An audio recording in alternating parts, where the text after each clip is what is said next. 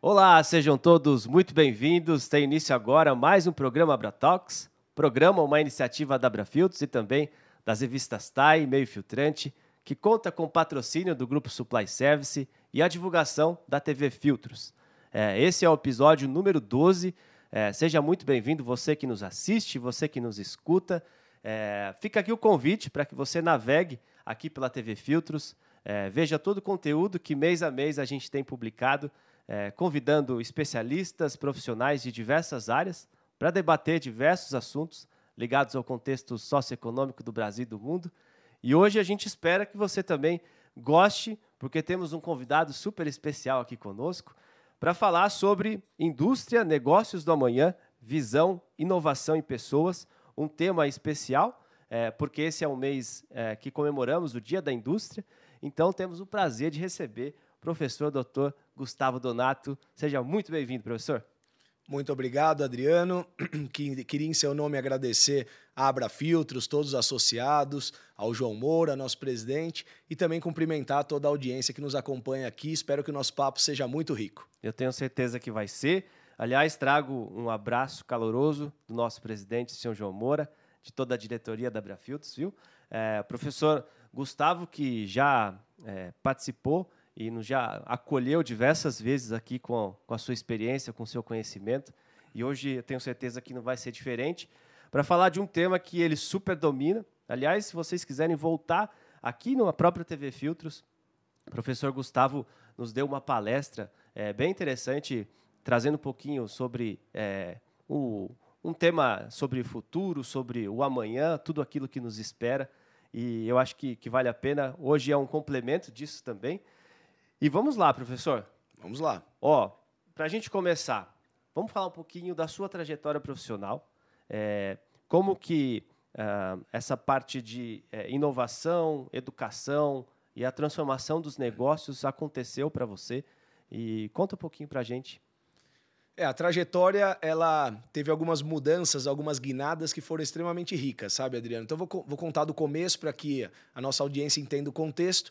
Comecei a trabalhar desde novo, 13 para 14 anos, em uma metalúrgica lá na Zona Leste. Comecei no almoxarifado, então era um jovem super curioso, precisava trabalhar e tal. E, por curiosidade, eu fui conhecendo as peças, os equipamentos. Viram que eu era interessado por aquilo. Falaram, poxa, esse menino, né, se interessa, conhece. Eu aprendi a usar paquímetro, micrômetro e tal. E a paixão pela engenharia começou ali. Uhum. A empresa me deu alguns treinamentos, eu fiz treinamentos no Senai e tal, de coisas curtas mesmo, metrologia e tal. Passei depois para qualidade e ingressar em um curso de engenharia mecânica foi meio natural. Né? Foi natural. Então, eu me formei em engenheiro mecânico pela FEI. Depois, durante a graduação, sempre trabalhando, já estava aí numa fase como assistente de engenharia, eu fui me apaixonando cada vez mais por engenharia, por sistemas, por projeto de sistemas cada vez mais complexos. Na graduação, eu tive a oportunidade, na própria FEI, de cursar uma iniciação científica. E depois uma segunda iniciação científica. É como você ser um estagiário de um laboratório de pesquisa na universidade. E eu me interessei muito por aquilo. Porque eu falei, puxa, eu consigo resolver problemas mais complexos, gerar soluções inovadoras e tal, e ganhei... Sabe quando você sente que você ganha uma certa autonomia? E um dos trabalhos de iniciação científica ganhou um prêmio. Legal. Da USP, lá do Simpósio de Iniciação Científica da USP. E de lá acabou abrindo-se uma porta para eu fazer mestrado no ITA. Eu passei um período lá, mas depois migrei para a Poli. Enfim, acabei concluindo meu doutorado na Poli USP, sempre na área de simulação computacional de estruturas de alto desempenho, para evitar que ocorressem trincamentos, falhas, a fadiga, a fratura e tal. Então era um contexto, começo ali dos anos 2000, em que esse tipo de tecnologia de simulação não era tão usada no Brasil. E eu comecei a ser demandado para projetos como um consultor de engenharia em N áreas. Então eu atuei com empresas de energia, do agro, saúde, mobilidade, entendeu? Tanto terrestre como aérea, ferroviária, e fui ganhando muita experiência na área técnica.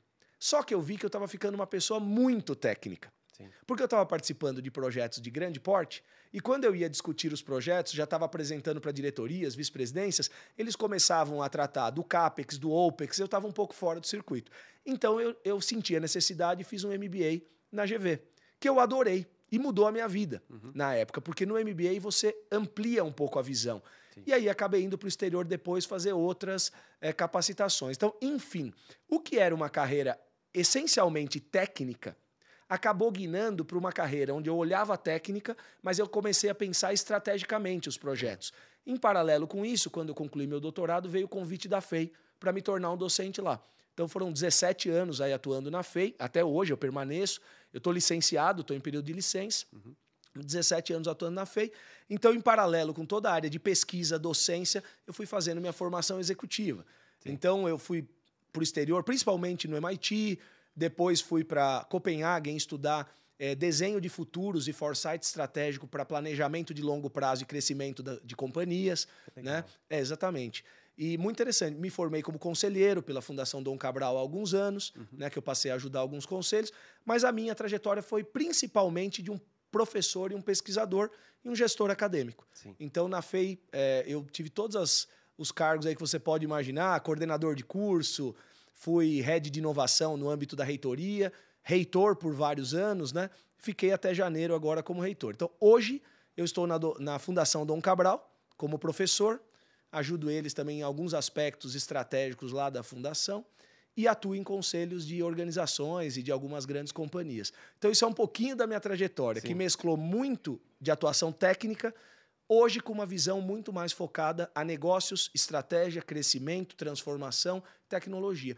É um mosaico de experiências, mas que me engrandeceu muito, eu tento levar para os meus estudantes. Muito bom. É uma formação generalista, né? Que tem um pouco de tudo e te dá uma bagagem para ajudar na tomada de decisões das empresas num olhar estratégico.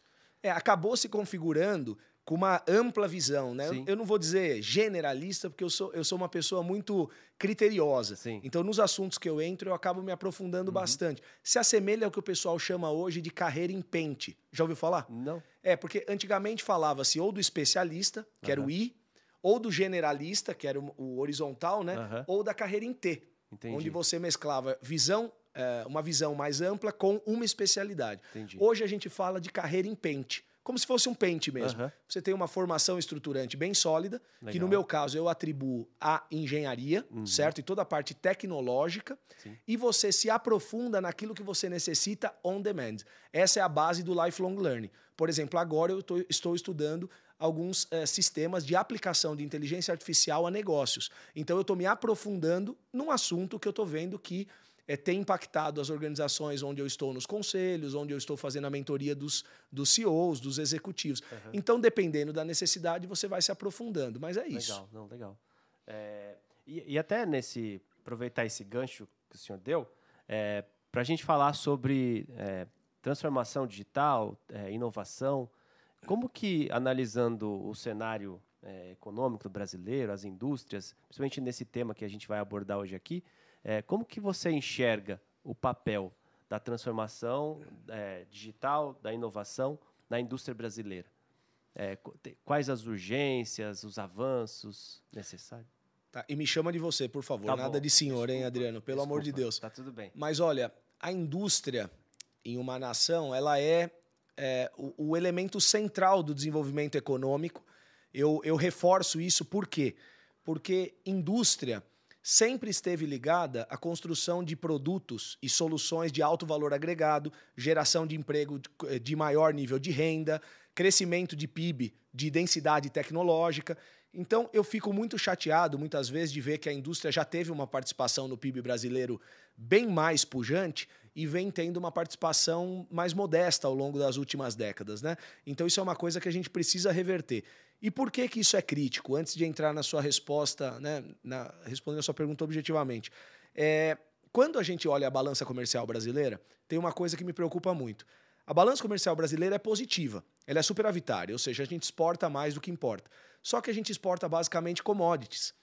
Minério de ferro, milho, soja, que tem um valor agregado muito pequeno. E a gente importa produtos de alta densidade tecnológica. Sim. Então, o que acontece? Se você pega um minério de ferro, ele tem $0,01 por quilo de valor agregado. Se eu pego um smartphone, etc., é $3.000, $8.000, $10.000, dependendo do modelo, por quilo de valor agregado. Por que eu estou falando isso? Porque, embora a balança comercial seja positiva, se eu faço um recorte dela e pego produtos mais tecnológicos e de valor agregado, nossa balança é deficitária. E ela só cai. Desde 2010 ela vem caindo. 2016 em diante essa queda se intensificou. 2022, que foi o último ano que eu vi o dado, o déficit da nossa balança de produtos transformados pela indústria com tecnologia foi negativo em 42 bilhões de dólares. Então nós precisamos agir, e urgentemente. Até porque crescimento de PIB e tudo mais tem a ver com uma indústria forte e uma engenharia forte. Você falou em inovação e falou em transformação digital. Eu acho que são dois movimentos e são complementares. Uma coisa é nós pilotarmos inovação mesmo dentro da indústria. E não é simplesmente nós fazermos reparos dentro de um parque industrial que existe. Claro que tem benefícios e melhorias incrementais, mas nós ficamos um pouco atrasados em vários setores. Nós temos que fazer o que se chama um leapfrog, pular alguns passos e dar uma acelerada forte. Por isso, quando se fala em neoindustrialização, em relação à reindustrialização, eu acho que está correto, inclusive. A gente tem que dar um passo para a indústria 4.0, 5.0, inovação mesmo. E veja, inovação não é só ter a ideia. Inovação é chegar na ponta, é gerar nota fiscal, é beneficiar um processo produtivo, é melhorar a logística por meio de tecnologia, por exemplo, inteligência artificial, e por aí vai. Isso é o campo da inovação.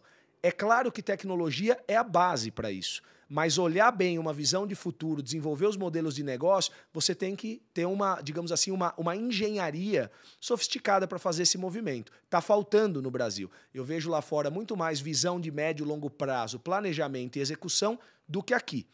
Quando a gente vai para a transformação digital, isso impacta não só a inovação positivamente, como os produtos e processos e soluções que você entrega para o mercado, mas beneficia a sua empresa dentro. Você melhora a excelência operacional, eficiência operacional, você às vezes reduz headcount em operações que são muito operacionais, permitindo que aquele pessoal faça atividades de mais valor agregado e por aí vai.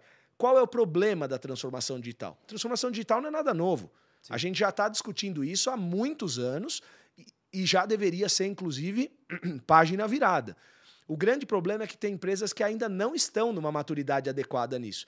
Não tem sequer um ERP, que foi um passo antes, que dirá ter uma transformação digital. E aí começam a falar em inteligência artificial. Sim. Cuidado, não podemos queimar os passos. Primeiro eu tenho que organizar um bom ERP, eu tenho que ter um bom CRM, eu tenho que organizar meus dados, ter uma boa base de dados higienizada, centralizada, um data lake. Aí eu vou começar a gerar informações, decisão, para depois vir um data science mais sofisticado, depois vão vir questões de IA. Então a transformação digital, inclusive com inteligência artificial na ponta, é um dos movimentos mais poderosos de transformação, eficiência e competitividade das companhias. Só que eu estou vendo muitas empresas passarem aí os pés pelas mãos. Então a gente tem que tomar um pouco de cuidado. Então essas duas frentes são essenciais para o Brasil. Movimentos como Nova Indústria Brasil, etc., eu estou vendo com bons olhos, mas os empresários precisam também aproveitar. Tem mais dinheiro na mesa, Adriano, do que projeto. Sabia disso? Por exemplo, tem 2,8 bilhões de recurso não reembolsável via FINEP e Embrapi.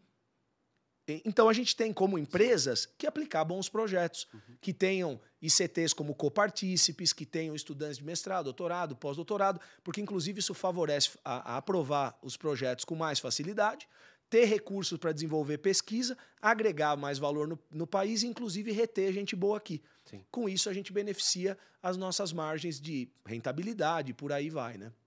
Você tocou num ponto que eu acho que é interessante, porque quando a gente pensa em inovação, eu não sei se é um prisma meu, mas a gente já pensa na tecnologia, na transformação digital.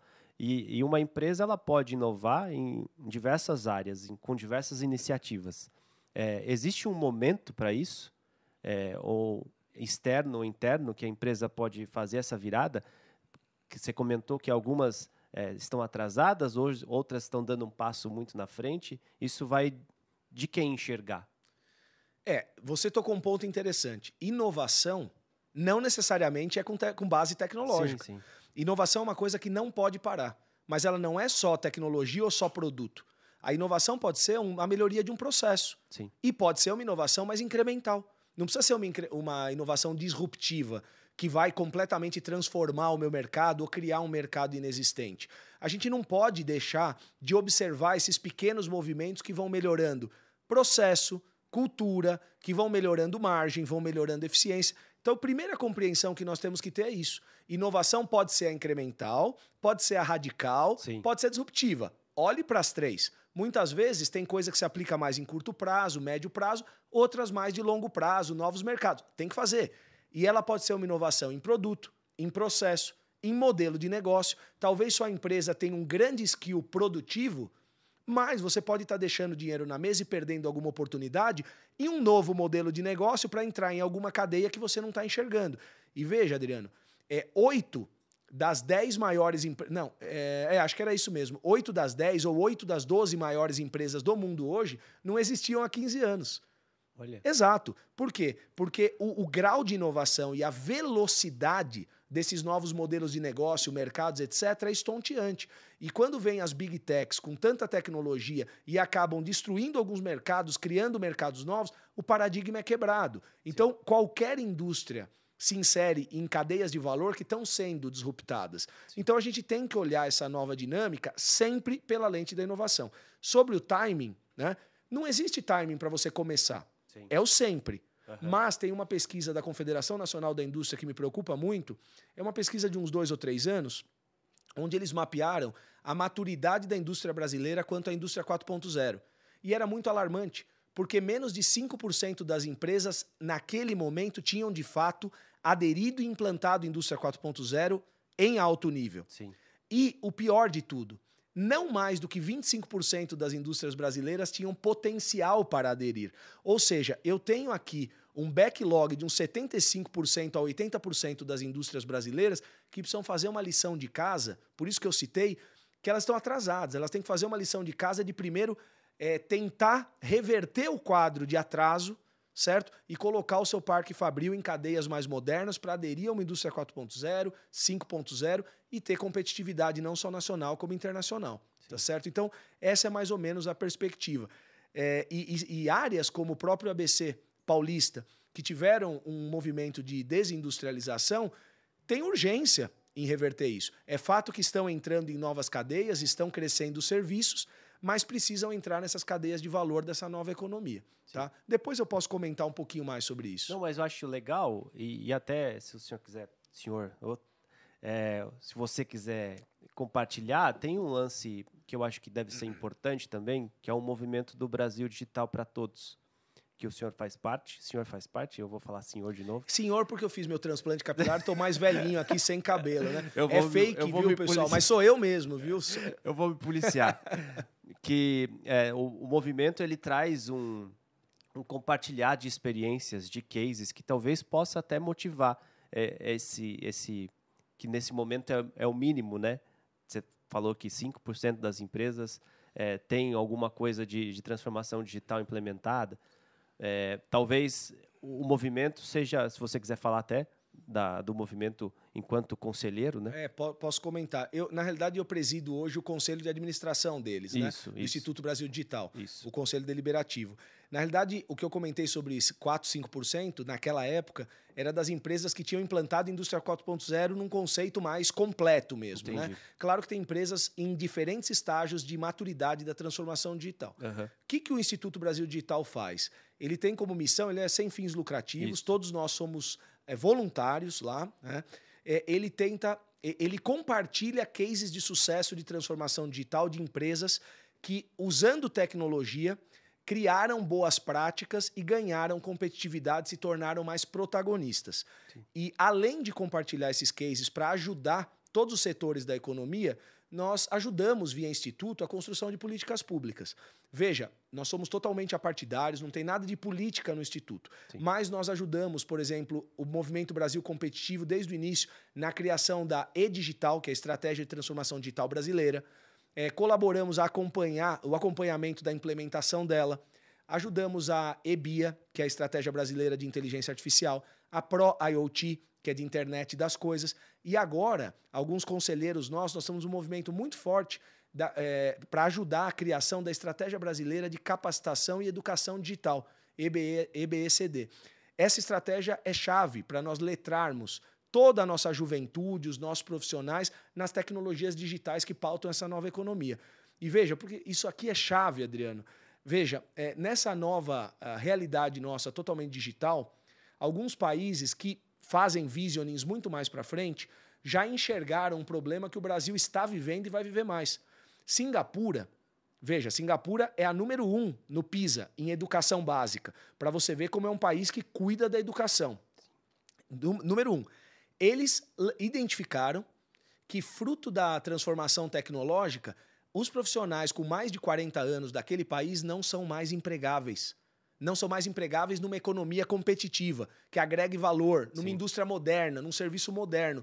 Então, o que eles fizeram? Apresentaram um projeto de lei ao Congresso e aprovaram, em fevereiro desse ano, uma complementação orçamentária para dar uma nova graduação, especialmente dentro de tecnologia, ciência, nova economia, para todos os 40+.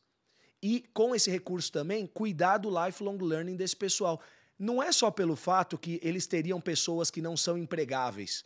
Eles estão olhando que, se eles não fizerem isso, eles colocam o país num vale de desenvolvimento econômico, porque não vai ter mão de obra qualificada até a geração que está na universidade agora ganhar um pouquinho de maturidade. Então, veja, isso é enxergar um país no médio e longo prazo, é ter uma política de Estado. Qual a política de Estado que nós temos para o Brasil daqui 10, 15 anos? Isso me preocupa muito, nós não temos, entende?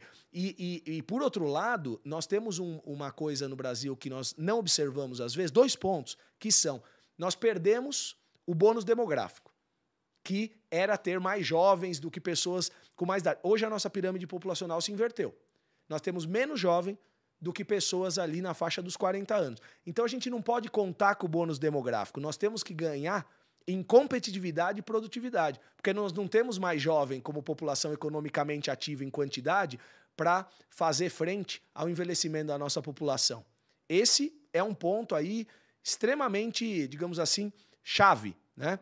E a questão da capacitação do nosso pessoal, a gente tem que prestar mais atenção. Inteligência artificial, por exemplo, ela vai tirar em torno de 75 milhões de empregos, vai eliminar nos próximos 3, 4, 5 anos. Só que ela vai criar 130 milhões de novos empregos. A pergunta que eu te faço é, será que esse emprego novo criado é para a mesma pessoa que perdeu? Se ela não tiver um processo de upskilling e reskilling adequado, não é para ela. Segundo ponto, será que nós estamos capacitando as nossas pessoas no Brasil para que elas se desenvolvam e aproveitem esses novos postos de trabalho? Na indústria, sim. Quando eu robotizo, crio uma célula, etc., é evidente que alguns profissionais deixam de ser necessários naquele ponto, mas eu preciso de inúmeros outros. Programadores, especialistas em sensores, telemetria e N outros aspectos, manutenção de robôs, várias posições. Eu tenho gente? Com todos os CEOs, conselheiros que eu converso, o gap hoje é de talentos. Então a gente precisa preparar mais pessoas. Sucesso de uma organização é, em um lado, inovação, tecnologia, processos e pessoas, sendo pessoas o centro. E do ponto de vista de gestão mesmo, de alta liderança, nós estamos falando de uma gestão profissional, governança e visão. Visão para crescer e aproveitar esses novos mercados. A maioria dos novos negócios dos próximos 5 a 10 anos a gente não consegue imaginar hoje. Então a gente tem que realmente ser criativo, a gente tem que trabalhar o visioning, tem que olhar mais para frente. A palestra que eu fiz a pedido de vocês para AbraFiltros uma vez foi sobre isso, né? Nós discutimos mega tendências, desenho de futuros, como é que a gente pensaria o amanhã de indústrias mais robustas. Então, um pouco desse contexto que me preocupa no contexto da sua pergunta. Não, eu acho legal a gente incluir na sua abordagem o Instituto e o Movimento Brasil Digital para Todos, porque é o que você disse, né? É um movimento apartidário que traz essa preocupação também e é aberto a todos, para que todos agreguem. E quanto mais empresas se aproximarem, e profissionais também, né? Porque também para os profissionais é importante para a gente desenvolver e aí fazer a nossa parte, né? Se nas outras pontas ninguém faz ou o processo ainda é lento, a gente de alguma forma tem contribuído no processo. Para quem se interessar, no próprio site do Instituto Brasil Digital, tem lá, se não me falha a memória, mais de 60 cases de sucesso compartilhados em diferentes setores. Sim. Tem da saúde, tem casos do próprio governo digital, tem indústrias metalmecânicas. Então, para as indústrias, inclusive, de filtragem, tem muita coisa que se aplicaria. Né? Um case muito interessante, recente, foi compartilhado da Paranoá. Então, assim, vale a pena pesquisar. Sim. Porque tem muitos cases, tem da beneficência portuguesa, tem muita coisa interessante lá, inclusive de prefeituras, viu, Adriano? Se um prefeito, um secretário de desenvolvimento econômico quiser dar uma olhada, nós tivemos cases lá, se não me engano, Sorocaba, Jundiaí, Legal. várias prefeituras que partilharam lá os seus cases de transformação digital. E o caso, por exemplo, da Embrapa Digital, que é um caso de sucesso, também está compartilhado lá. Por que que a gente dissemina essa informação? Porque não existe modelo pronto e pasteurizado que sirva para todo mundo. Sim. Cada indústria, cada organização e cada profissional, nós mesmos, nós temos que costurar essa nossa visão de futuro e o roadmap, né? Seja de tecnologia, seja de processo, seja de pessoas. Então, conhecer alguns cases é muito interessante e isso é parte da nossa missão. Sim.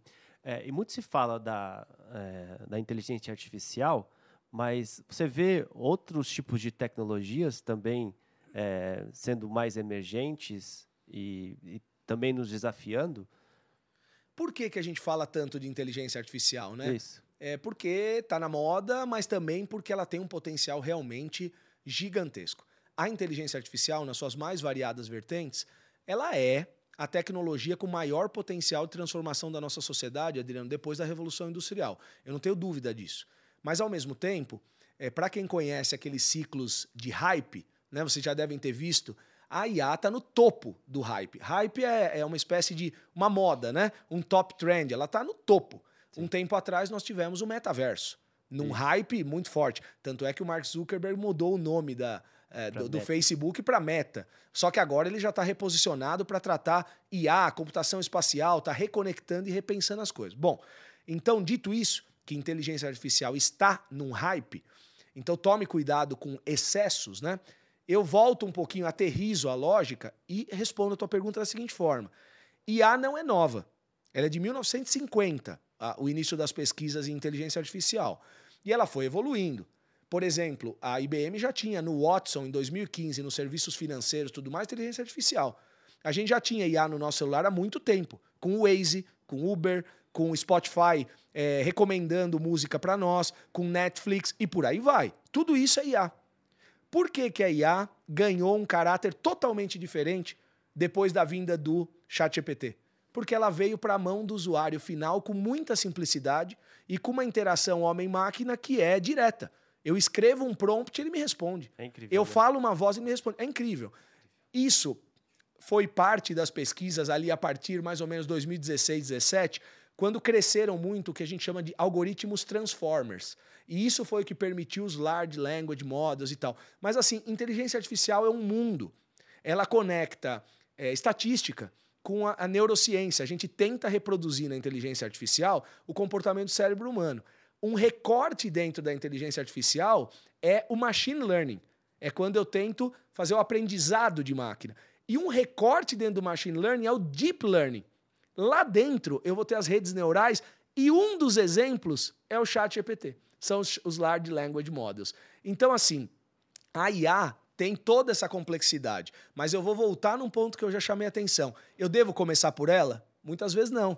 Sua empresa já está bem organizada, ela tem um bom ERP, sistema de gestão, tem um bom CRM, você tem um Data Lake, já organizou seus dados, tem um pouco de ciência de dados e BI e Analytics implantado?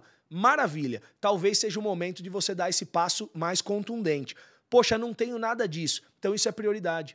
Revise seus processos. Você já usou BPM? Já usou Robot Process Automation para melhorar a sua eficiência? Faça tudo isso antes. Depois você pense em IA para tomada de decisão. Agora, algumas outras áreas você já pode usar direto. Marketing, por exemplo, vai usar num bot, vai usar em interação com o público. Aí inteligência artificial generativa já é bacana, já pode ser usada imediatamente. Agora, não olhem IA sozinha. A IA é uma articuladora, realmente sistemas fantásticos, mas o grande potencial da IA é quando ela se combina com outras tecnologias. Exemplo, entra num aplicativo de banco hoje. Claro que tem IA lá para detecção de fraude, para N coisas, mas você usa também visão computacional para fazer o escaneamento da sua face e detectar se é você mesmo, é uma camada de segurança. Você pode usar em N sistemas educacionais, você já usa óculos de realidade virtual aumentada e mista, isso é computação espacial.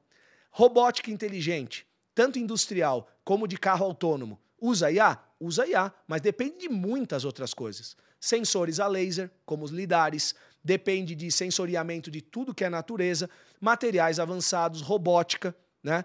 Servomotores, bateria. Então, assim, a IA não existe sozinha. Ela alimenta tecnologias voltadas à logística? Sim. Ela alimenta tecnologias voltadas a healthcare e saúde? Sim, mas lá eu tenho as tecnologias apropriadas de diagnóstico e por aí vai. Ela alimenta, por exemplo, mobilidade? Mobilidade elétrica, autônoma, gerenciamento de baterias com os BMS, carro autônomo? Tudo isso. Mas eu tenho tecnologias lá outras. Eletrificação, energias limpas, seja hidrogênio verde, célula combustível, propulsão híbrida. Então, o que eu quero dizer com isso? Tecnologias emergentes, elas representam um mosaico muito maior do que inteligência artificial. Sim. Quem tiver interesse para ver quais são as top trends, olhem o Tech Trends 2024 do Future Today Institute, que foi apresentado pela MWeb agora no SXSW. Lá tem um recorte dessas principais tecnologias. Mas se eu tiver que chamar atenção para 3 grandes grupos de tecnologia, que são os que estão pilotando a sexta onda da inovação, que nós estamos vivendo de 2020 pelos próximos 20 a 25 anos, são a inteligência artificial com o IoT combinados, a robótica e os drones, tanto de asa fixa como de asa móvel. Veja o que eles estão fazendo no agronegócio, por exemplo, na geração de imagens e por aí vai, certo? E um terceiro grande eixo de tecnologia são as tecnologias limpas, o Clean Tech. Aqui eu estou falando de energia limpa, eu estou falando de movimentos de crédito de carbono, estou falando em tecnologias para a economia circular e por aí vai. Um exemplo só para te ilustrar isso. O Brasil tem a 4ª matriz energética mais limpa do mundo, certo? E ela está crescendo muito, não só nos biocombustíveis, mas também no solar, no eólico e tal. Pega o caso do solar. Solar é muito potente, tem crescido demais a energia fotovoltaica. Mas eu tenho que olhar mais adiante. Você sabia que daqui uns 10, 15 anos eu estou gerando um problema muito grande do ponto de vista de economia circular? Por quê? Eu tenho tecnologia para reciclar o vidro, eu tenho para o alumínio, sim, mas eu ainda não tenho economicamente viável para a célula fotovoltaica. Então eu preciso de ciência, tecnologia, preciso de P&D, preciso de gente e criar todo um ecossistema.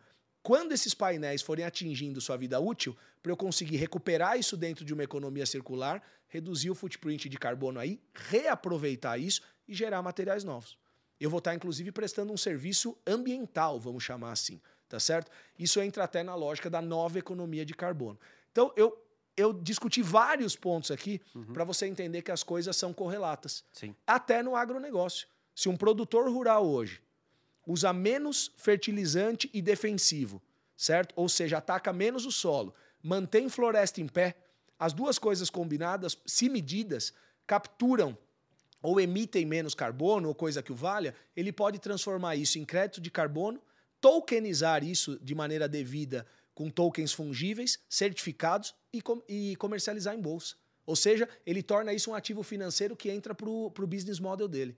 Então, vamos pensar maior. Sim. Fica o meu convite aqui para a nossa audiência. Será que eu tenho que focar só no meu core business exclusivamente ou nos movimentos de inovação e visão de futuro para o meu grupo empresarial, para a minha empresa, para a minha carreira, eu deveria pensar mais adiante e mais aberto?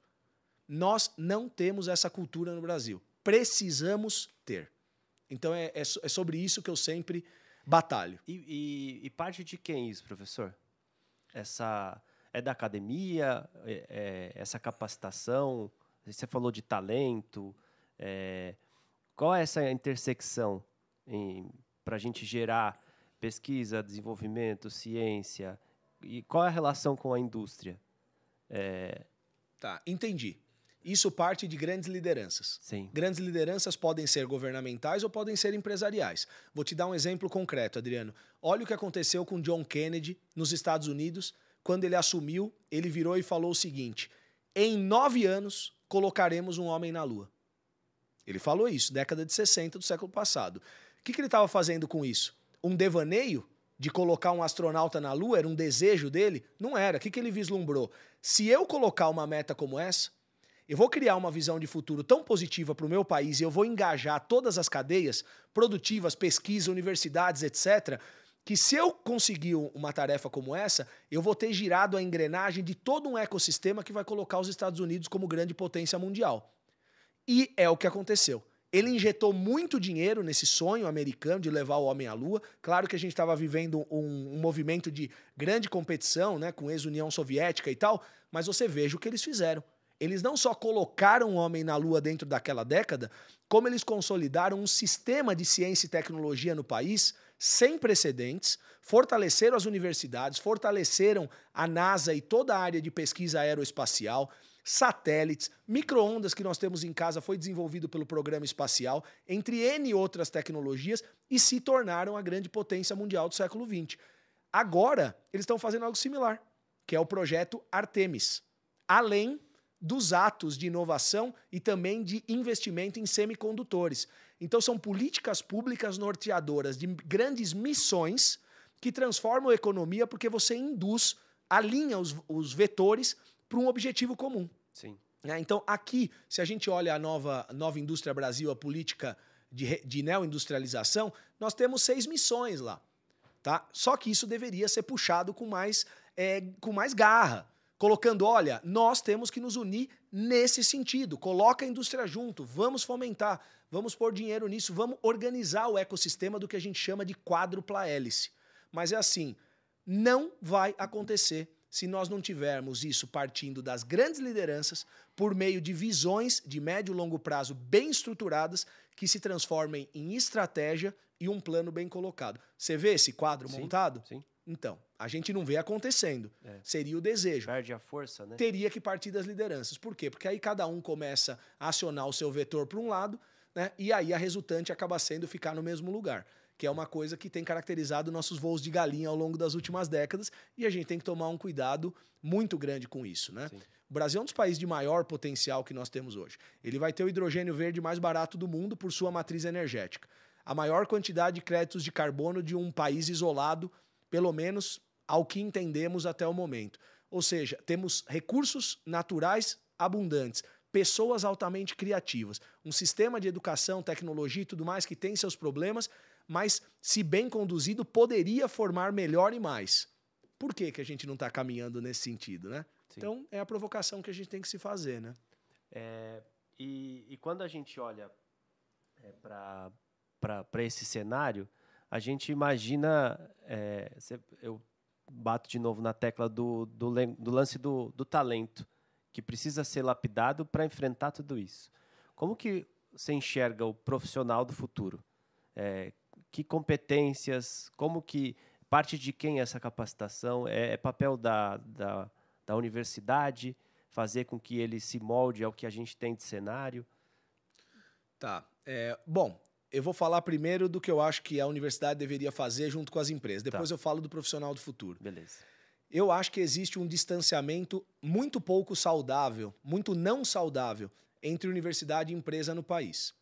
No exterior, se você pegar qualquer país desenvolvido, a universidade está dentro da empresa e a empresa está dentro da universidade, com laboratórios. Então, assim, no mesmo laboratório em que você desenvolve P&D, você aproveita e dá uma aula de graduação, de mestrado, doutorado, onde o pessoal vai estar vendo o estado da arte e se forma muito melhor. Prática. E acaba sendo aproveitado com essa prática toda e essa vivência pelas empresas. É claro que você vai ter aquele canto do laboratório que é sigiloso, que ninguém pode olhar, é até legal. Cria um estigma de, eu quero um dia trabalhar nesses projetos. Então você induz essa questão. E lá fora, onde esse modelo é até culturalmente mais caracterizado, 80% dos doutores estão nas empresas. Pega o caso brasileiro. 80% dos doutores formados estão na academia. E não são em número suficiente ainda pelo que nós precisamos. Uhum. Além disso, tem um certo distanciamento das empresas da universidade no Brasil. Ou se elas são multinacionais, elas acabam desenvolvendo um pouco mais tecnologia fora e só trazendo manufatura e tropicalizando ou replicando no país, ou mesmo que elas desenvolvam aqui, elas acabam tendo uma espécie de uma cisão com a universidade que nós temos que quebrar. Como é que a gente quebra isso? Alinhando melhor expectativas, os timings e os TRLs, que são os Technology Readiness Levels. Não adianta uma empresa precisar de um trabalho de 6 meses para resolver uma agrura logística e eu oferecer para ela, como universidade, um trabalho de doutorado, que dura 4 anos. Não faz sentido. Isso é uma consultoria, talvez com uma mentoria de um docente, um estágio de um aluno. Tem que ser uma coisa mais dinâmica. Uhum. Né? Na época de FEI, a gente teve muito sucesso desenhando isso quando eu estava como reitor lá, com a ajuda da nossa agência de inovação, porque a gente entendia melhor essas dores das empresas e acabamos crescendo muitos projetos de pesquisa, desenvolvimento e inovação. Agora, e o profissional do futuro? Por um lado, nós estamos vivendo uma realidade muito interessante. Pela primeira vez na história, nós temos 5 gerações dentro do escritório das empresas. 5 gerações. E eu acho isso uma maravilha, porque o sênior tem visão de mundo, tem serenidade, tem experiência de mercado, tem tranquilidade para tomada de decisão. O jovem traz um frescor na tecnologia, traz mais criatividade aguçada, né? Um frescor nas visões. O grande negócio é a gente colocar esse pessoal para trabalhar junto. Sim. Esse profissional novo, esse jovem, essa geração Z, para ser um profissional do amanhã, mudaram 2 coisas. Primeiro, ele não é nem o especialista, nem o generalista. Como eu falava um pouquinho antes, a gente usa um termo para definir o profissional do futuro que é o nexialista. O que é o nexialista? Ele nem é um baita especialista em um setor e nem um cara com uma visão ampla superficial. Ele é uma pessoa com capacidade de criar nexo entre áreas sinérgicas do saber que podem virar negócios e podem virar oportunidades. Então, ele é aquela pessoa que gosta muito do saber, ele vai atrás de conhecer de várias áreas, vai criando nexo, mesmo ele sendo um grande especialista, por exemplo, em engenharia mecânica, simulação, dados, como é o meu caso. Tá? Eu acabo, como eu sou muito interessado em vários setores, eu vou estudando, vou vendo conexões e vou criando aí, digamos assim, visões que ajudam as companhias. Então, esse profissional do futuro é esse nexialista. Que competências são mais importantes, Adriano? Da última lista que eu vi do LinkedIn, de 10 top skills que eles colocavam lá, 8 são soft e 2 são hard. Então veja, tecnologia cada vez mais se comoditiza. Hard skills continuam sendo muito importantes, mas a gente tem nas hard skills um grande apoio tecnológico, da robótica, da IA, etc. e tal. Então o mercado as vê como condição necessária, mas não suficiente. E qual é o grande ativo diferenciado? A formação humana, o desenvolvimento humano. Sim. Te digo, olha, o nome de hard skill e soft skill para mim tá errado. Por quê? Desenvolver soft skill é muito mais hard do que as hard. Eu ensino qualquer aluno a fazer uma regra de 3 e uma estequiometria da química. Agora, vai ensinar alguém a ser um líder? Vai ensinar alguém a ter inteligência emocional? Vai ensinar alguém comunicação, conversas difíceis, tá certo? Negociação e por aí vai. Ou então, ter empatia. É muito difícil de ensinar isso. Sim. Então, se eu for falar 3 competências para você, eu diria assim, primeiro, aprender a aprender. Segundo, adaptabilidade às circunstâncias. E terceiro, não ficar com mimimis e se expor a desafios de fronteira e complicados mesmo. Porque o World Economic Forum fala que em 2030, 80% dos problemas que nós profissionais vamos ter que resolver lá na frente são sequer imagináveis hoje. Então, se exponha, certo? Alto desafio, alta habilidade. Isso que a psicologia do alto desempenho chama de flow. Você já deve ter sentido um momento de flow. Sim. Você conhece alguma coisa, você está se sentindo desafiado, você está trabalhando e está rendendo. Isso é um momento de flow. É alto desafio, com alta habilidade, visão de futuro pelo que você quer fazer e você rende. O World Economic Forum, inclusive, publicou um artigo muito interessante, um tempinho atrás agora, que ele colocou que, para além das hard e soft skills, sabe o que ele recomendava como 3 skills principais para um mundo pós-pandêmico no século XXI? Letramento em futuros, porque a gente precisa olhar mais para frente e criar o futuro no qual nós queremos viver, esperança e fraternidade. Olha que legal. Olha que legal, olha que legal. E aí eu te provoco com o último elemento. Eu não vi referência nenhuma a isso, mas é uma coisa que eu percebo. Eu acho que o campo do brilhantismo mudou. Na nossa geração, sempre a gente foi educado e fomos reconhecidos, promovidos e remunerados pelas respostas que a gente dava aos problemas. Sim. Certo? O campo hoje é outro. A resposta quem dá hoje é a IA. Quem dá hoje é a robótica. Em muitos casos. O campo do brilhantismo hoje não é saber dar resposta, é fazer a pergunta. Verdade. Sabe por quê? Sentido. Em um mundo que se transforma rapidamente, de maneira até exponencial em alguns casos, o contexto muda. Quem souber ler o contexto, elaborar o problema, entender a demanda da sociedade, enunciar o problema e fazer as boas perguntas, é o profissional que as empresas precisam e querem. A resposta, nós vamos correr atrás. E tem muita tecnologia para nos ajudar a fornecer isso. Eu vi uma frase um tempo atrás que eu achei absolutamente espetacular. Que o mundo do amanhã não é dos knowers, os sabichões.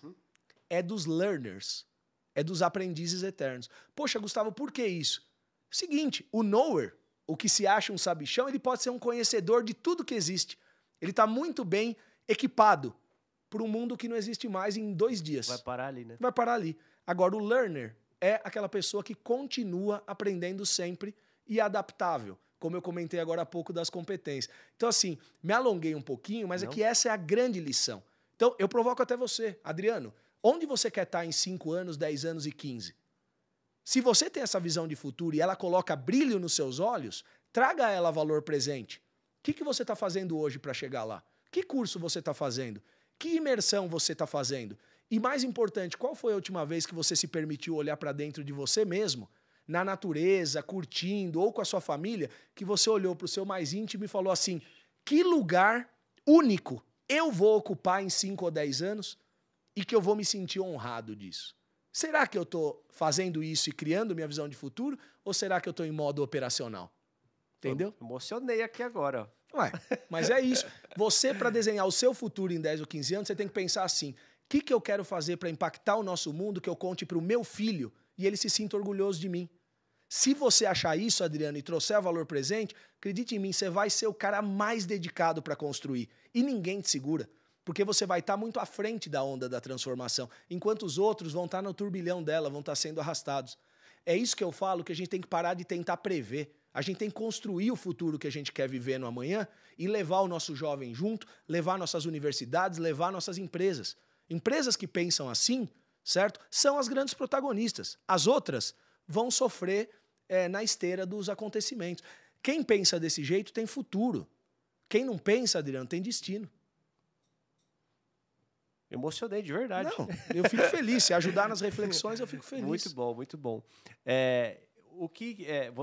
Você tem muito contato, até pela sua posição agora do conselho, com os líderes, com os CEOs, enfim. Conselheiros. Tudo, como que você enxerga essa mentalidade inovadora, vendo todo esse cenário que você trouxe aqui? Como você enxerga que eles estão reagindo?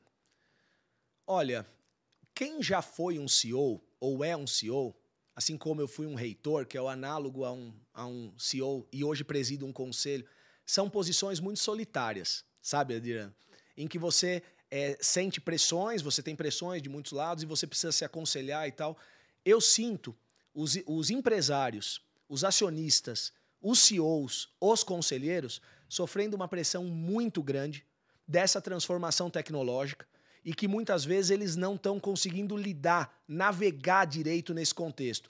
Porque, por um lado, eles sofrem pressões porque eles têm que avançar, eles têm que colocar as companhias para frente. Por outro lado, eles sofrem conflitos de interesse. Se eles consultam uma empresa que tem interesse comercial, eles nunca têm uma posição tão neutra. Então, quando eu estou nos conselhos ou eu estou fazendo mentoring com os CEOs, com os altos executivos, eu estou sentindo isso. Eles estão fazendo trabalhos nas empresas que assim estão com esse norte absolutamente espetaculares. Legal. E os que estão tendo melhor desempenho estão procurando conhecimento. Não tem como ser diferente. Tá? É pela educação. E a educação em todos os níveis. Não há nível no qual você possa parar de estudar. Tá? Eu não fico 4 a 5 meses sem fazer um curso novo, Adriano. Não fico.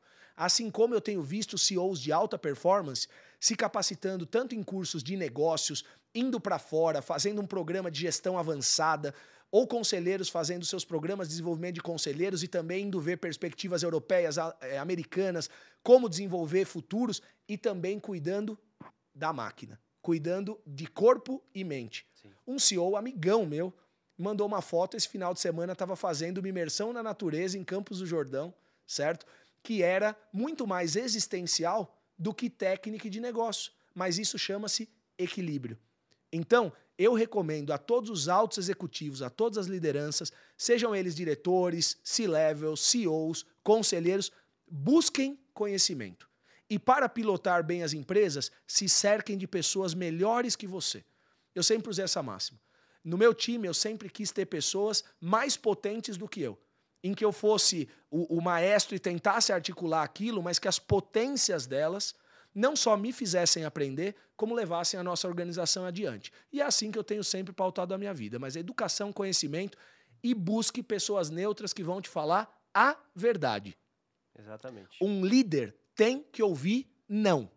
Tem que ouvir que a rota precisa ser corrigida. Sim. Tem que ouvir uma opinião sobre o que ele não está fazendo também e deveria estar fazendo. E o principal elemento para isso é você ser humilde. Você tem que entender que é só em conjunto, em grupo, em rede, aprendendo que a gente avança. Então isso é uma perspectiva para mim muito de vida, sabe? Sim. Por isso que eu estou fazendo um curso, por exemplo, agora, e eu vivo escrevendo para os meus professores, falando, poxa, isso está certo, não está? E cada feedback que eu recebo eu agradeço. As pessoas, inclusive os grandes líderes, deveriam acolher conselhos, críticas como um presente, que se a pessoa está te fazendo aquilo, ela te quer bem. Então isso é um pouco das minhas reflexões sobre o que eu vejo dos grandes líderes e tudo mais. Mas eu tenho a grata satisfação de conhecer pessoas extraordinárias e que eu estou aprendendo demais. E no que for possível, eu vou sempre compartilhar essas impressões, essas dicas, porque a gente precisa cuidar disso tanto para os nossos universitários como profissionais em mercado, para que eles cheguem lá, né? Sim.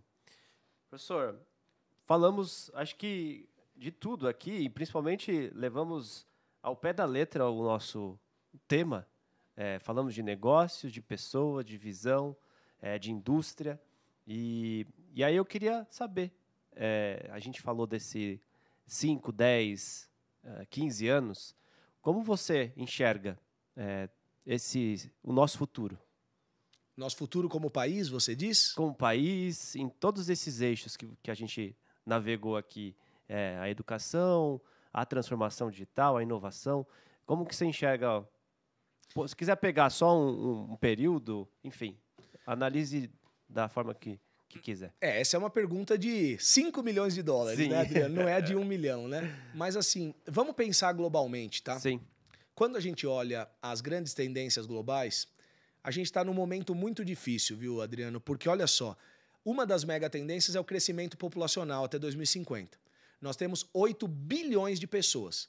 Em 2050, é um pouquinho depois do que você me perguntou, mas é o dado que eu tenho em mente. De 8 bilhões hoje, nós vamos estar em 10 bilhões, um pouquinho mais, 10 bilhões e meio. Faz a conta, é 25% de crescimento populacional em 20 anos. Sim. Basicamente, 20 e poucos anos. 25%. Poxa, Gustavo, então isso vai colocar uma pressão enorme no mundo. Porque se a gente consumir que nem os americanos, nós vamos precisar do quê? De 7 planetas. Se a gente consumir que nem o europeu, 5, e por aí vai. E ainda vai crescer 25% da população? Sim. Então, olha o nível de pressão para o nosso planeta. Né? Não aguenta mais. Sim. Agora, qual é o grande ponto, né, que a gente tem que pensar? Isso vai ocorrer no mundo inteiro? Não. Sabe onde o crescimento da população vai ocorrer, esses 25%? Só em 9 países dos 190 monitorados pela ONU. E sabe onde estão esses 9 países? Na África subsaariana, que não tem energia, não tem saneamento, não tem nada. Por que eu estou te comentando isso? Nós estamos em um caminho que, se a gente não der uma guinada muito forte, ele é insustentável em 10 anos, 15 anos, 20 anos, e o nosso jovem de hoje vai sofrer demais, e nós também. E nós vamos deixar um legado muito ruim. Então, o que eu acho que nós vamos viver nos próximos 10 anos? Momentos de busca de novos reequilíbrios. Nós vivíamos até o início dos anos 2000 uma mentalidade totalmente diferente. Ela era fóssil, ela era ganha-perde, eu só media crescimento por consumir mais, consumir mais, consumir mais.